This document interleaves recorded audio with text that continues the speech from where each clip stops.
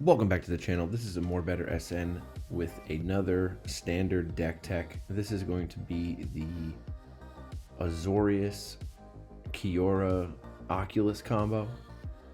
Basically what you're going to be doing is self-milling yourself to create large creatures and synergize with everything in your deck.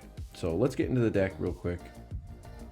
Basically, the entire deck revolves around the Abhorrent Oculus, Kiora, and Haughty Djinn. The Abhorrent Oculus is from Duskmourn. It is a 5/5 flyer for 3, which normally you'd think, wow, that's great value. But it also says you have to exile 6 cards from your graveyard. So you got to get cards in your graveyard to be able to even cast this. But at the beginning of each opponent's upkeep, you manifest Dread, where you look at the top 2 cards of your library, put one in the battlefield face down as a 2/2, and the other in your graveyard, and then you can turn it face up at any time for its mana cost. So if it's a creature or any of the creatures in the deck, which there's only a couple, you pay 2 or 3 mana, you could flip it up, and it's the actual creature that is underneath. And you're doing that every turn for each one of these you have on the battlefield. So other creatures that care about having things in the graveyard, whether they're permanents or instants and sorceries, we have the new card Kiora, the Rising Tide from Foundations. It's a legendary 3/2. When it enters, you draw 2 and discard 2, which helps fill your graveyard, which is great because you can play this early and get an extra 2 cards in your graveyard. And then when it attacks, if there's 7 or more cards in your graveyard, you create a legendary 8/8 octopus creature token. So even if that creature dies, if they remove it, next turn you attack again, boom, you get another 8/8. Even if this dies and you still are left with an 8/8 afterwards, that's still great value for 3 mana. The last creature that cares about things in the graveyard is going to be the Haughty Djinn. Everyone knows the Haughty Djinn. Haughty Djinn's a great card from Dominaria United. 1 and 2 blue for a star 4 flyer, and the star is how many instants and sorceries there are in your graveyard, which our deck has a ton of them.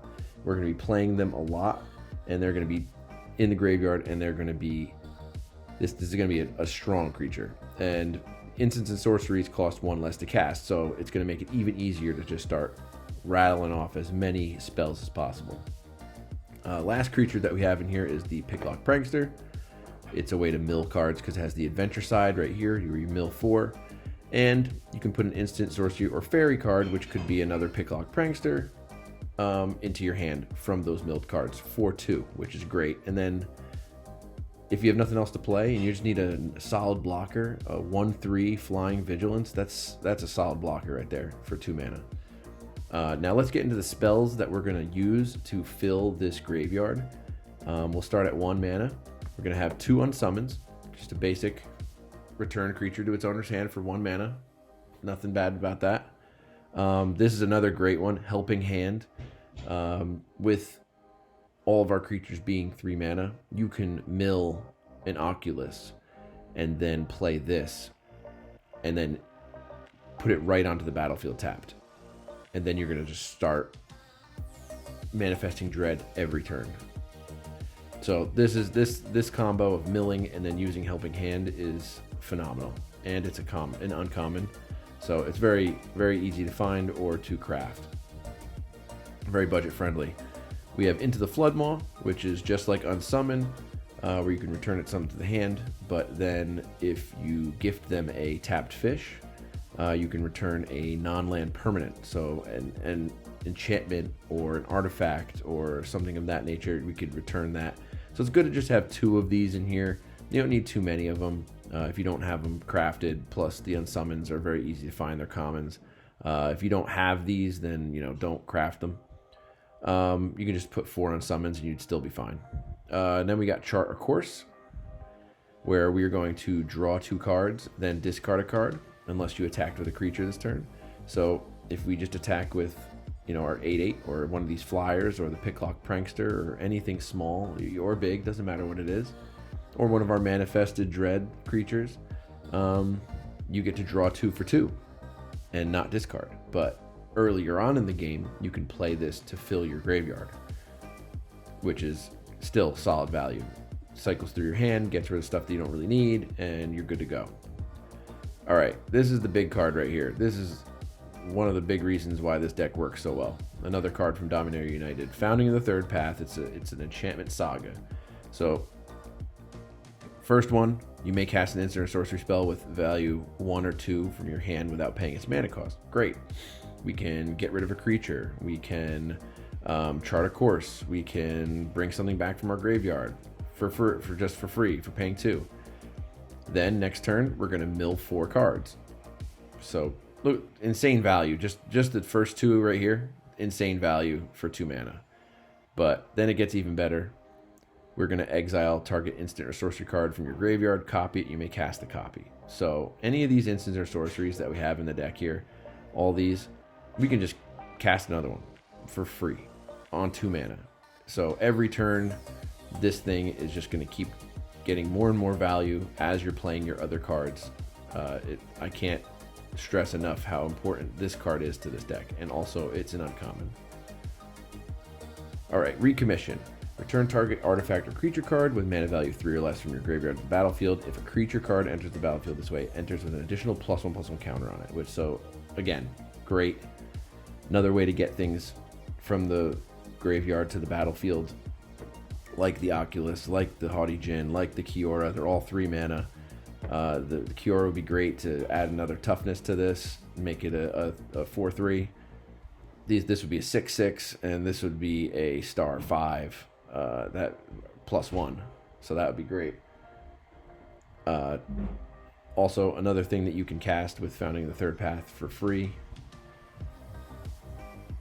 We have Moment of Truth, another great card.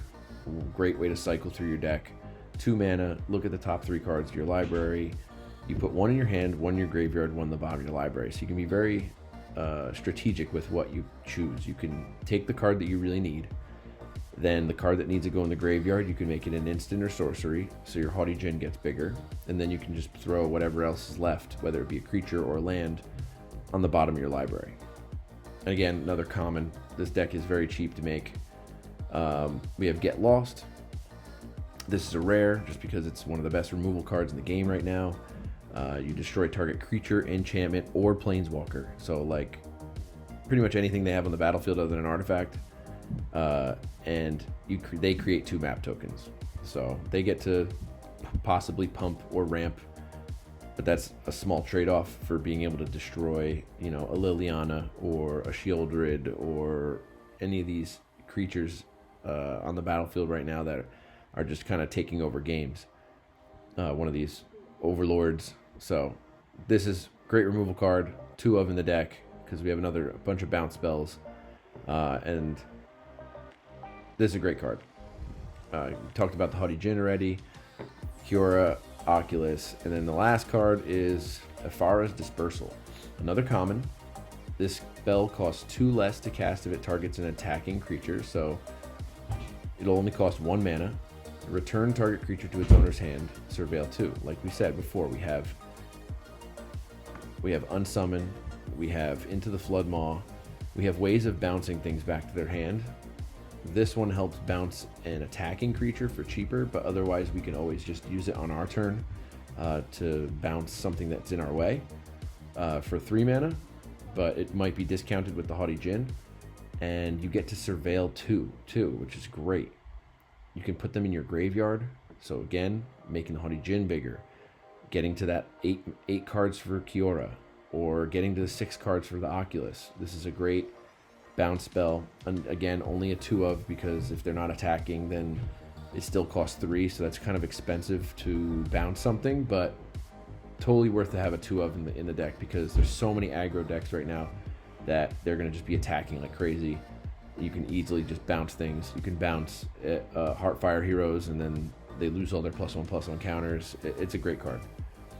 All right, so that's the deck. Let's go to the mana base. We are at 21 lands.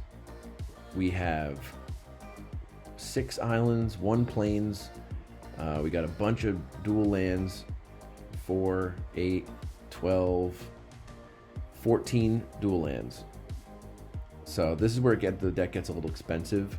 I think you can run it with whatever you have and some more, and then just add some more basics. There's not very many complicated mana combinations. It's just one or possibly 2 pips on the one card.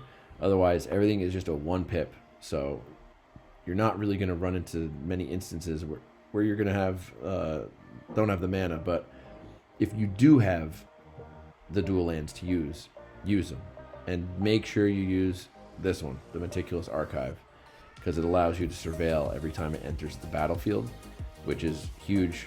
Again, like we said, our strategy is filling the graveyard with everything and getting those big creatures out on the field. So, but like I said, you could probably make this with whatever dual lands that you do have.